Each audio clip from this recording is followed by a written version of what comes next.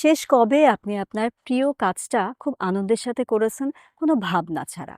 ধরুন আপনার রাঁধতে ভীষণ ভালো লাগে, কিন্তু আপনি একজন পুরুষ এবং আপনার সমাজ ব্যবস্থা আপনার এই শখকে কোনোভাবেই সমর্থন করে না। আপনি হয়তো বড় হয়েছেন এমন একটা পরিবারে যেখানে কোনো পুরুষ সদস্য কখনো রান্নাঘরে ঢোকেনি। আপনাকে হয়তো এটাই শেখানো হয়েছে, ছেলেরা রান্নাঘরে ঢোকে না। এই বোধ নিয়ে আপনি বেড়ে উঠেছেন ঠিকই, কিন্তু আপনার শখ রান্না করাতেই।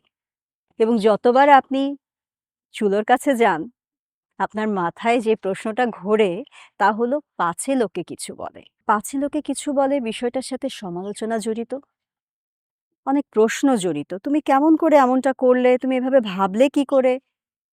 আমাদের পরিবারের মান-সম্মানের প্রতি প্রশ্ন চলে আসে।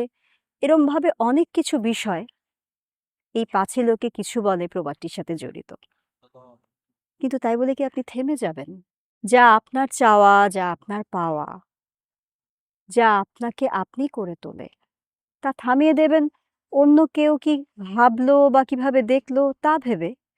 নিজের যে শখ বা ইচ্ছেগুলি কারো ক্ষতি করে না, বরং নিজেকে উদযাপন করতে শেখায়, নিজেকে নিজের মতো বাঁচতে শেখায়, তাকে গুরুত্ব দেয়াটাই বোধহয় শ্রেয়।